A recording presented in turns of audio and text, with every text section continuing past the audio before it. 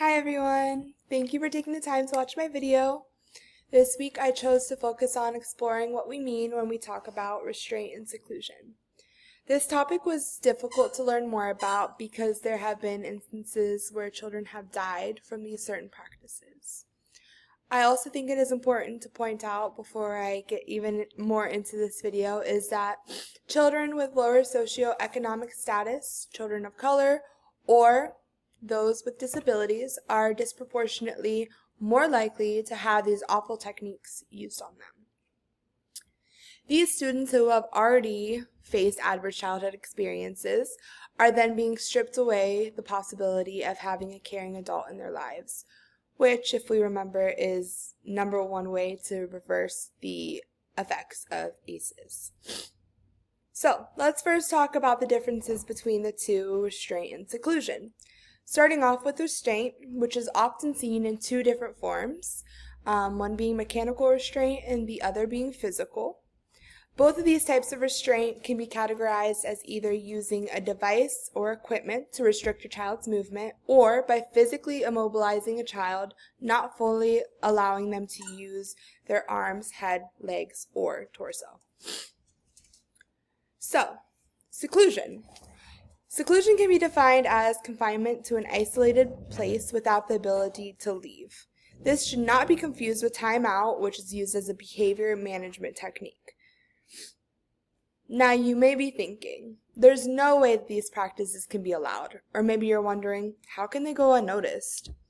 Well, unfortunately, if children don't say anything or don't know any better, who else is going to tell their guardians? These adults that are performing these techniques are not going to say anything because they know that it's wrong. A startling detail that I came across was when I was reading the opening statements of the congressional hearing, Beyond Seclusion and Restraint, where a family reported their son had been secluded for up to 3 hours a day for over 3 years without them ever knowing about it. Imagine sending your child to school to learn, and instead they're being held in confinement for hours on end. How would you feel about that? I don't think that it's difficult to guess where I stand on this topic. It would be my personal recommendation to ban any type of restraint or seclusion techniques that are used in any childcare setting, whether this be a daycare, public school, private school, charter school, anywhere that hosts any type of children should not be allowed to use restraint or seclusion. It just doesn't make any sense to me.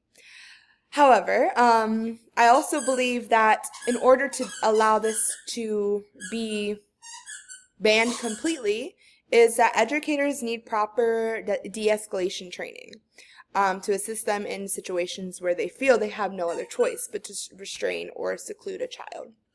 Because oftentimes, these techniques are used when an educator feels they have nothing else they can do to stop this child from being harmed to themselves or harm to others.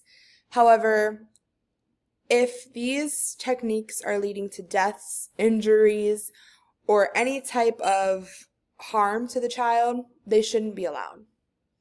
So, I appreciate you watching this video, and I do apologize for my dogs fighting and squeaking in the back, but yeah, have a great day. Thank you.